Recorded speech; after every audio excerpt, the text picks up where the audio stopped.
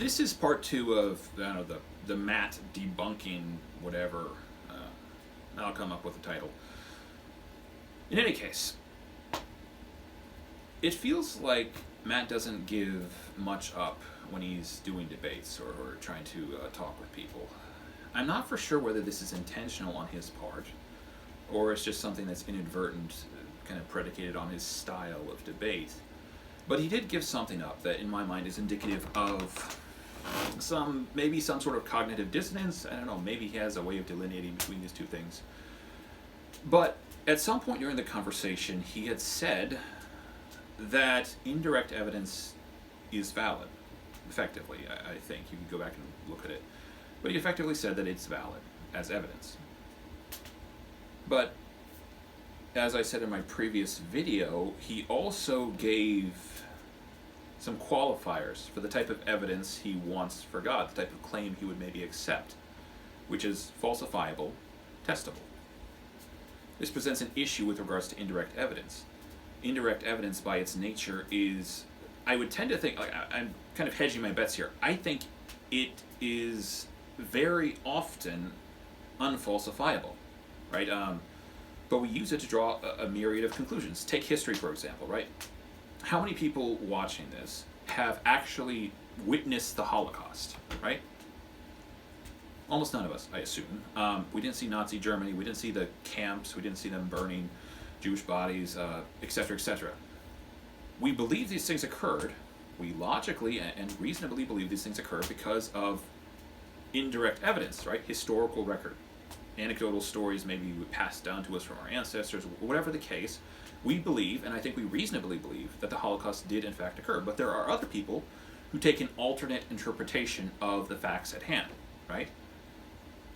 They would interpret the records differently. They would interpret the stories differently. They would say, well, maybe there was some sort of conspiracy that went on. Maybe the numbers were fudged. Maybe the Germans were framed or something, right? They take an alternate interpretation of the thing, right? This is the thing about indirect evidence. It admits of multiple interpretations. It is therefore unfalsifiable. But Matt as good as said that indirect evidence works, that it is valid, right? It feels like there's an issue here. Maybe he has a way of delineating between the two. Maybe in the case of spirituality or stuff like that, he would demand direct evidence, but it feels like he would have to create some sort of axiom along those lines, and I think that would involve other issues. So if you can clear that up, or if you have ideas on that, even people other than Matt, feel free to chime in. Now to the insults. I feel like I should do this after I actually address the points. So now to the insults. I don't like Matt's debate style. This goes back to what I was saying before. I don't know if him not giving stuff up is an intellectual decision on his part, or if it's just indicative of his debate style. It feels like he has a very lazy debate style in my mind.